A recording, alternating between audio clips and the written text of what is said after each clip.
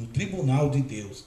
Mas veja, e se sabedoria desse tipo vem de Satanás, seus filhos vivem por essa sabedoria.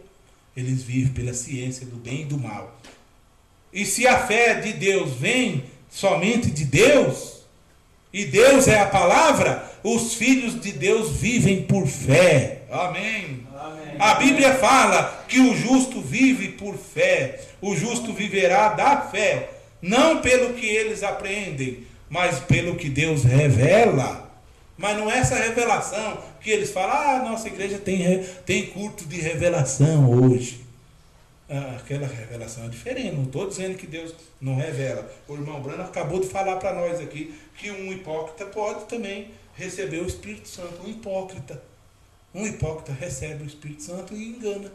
O profeta um dia, quando ele era bem novo, rapidamente, vou encerrar. Ele era novo ainda, quando ele não estava nem assim profeta ainda, ele era ele ia na igreja batista.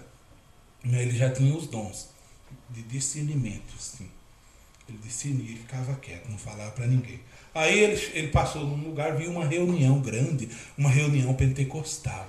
E tinha dois irmãos que se destacavam, um falava em língua e o outro dava a interpretação todinha ali dentro, naquele lugar, em público assim. E ele chegou para perto, ele quis aprender, ele nunca tinha visto aquilo. Não existia nos Estados Unidos esse movimento pentecostal, estava começando. E ele entrou em contato com eles depois, que ele conversou com eles, Deus mostrou para ele. Aqueles dois, um falava em língua e o outro dava a interpretação ali no meio. E o Espírito Santo operava. Deus mostrou para ele que um daqueles era um verdadeiro crente.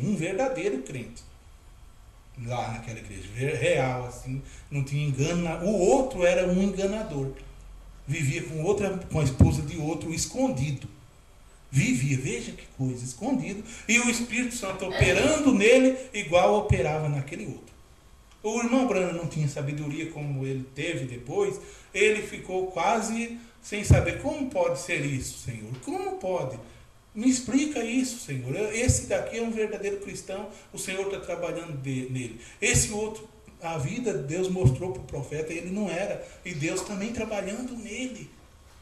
Um dia ele estava orando lá num lugar, lá na caverna, ele diz, a Bíblia veio para ele, Hebreus capítulo 6, dizendo que a chuva, primeiro ele entrou assim numa visão, e ele viu que veio um homem de branco e plantou assim naquela terra, assim, um homem de branco, a semente.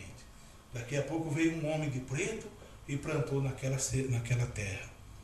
Ele perguntou consigo mesmo, por que esse homem está plantando no terreno do outro?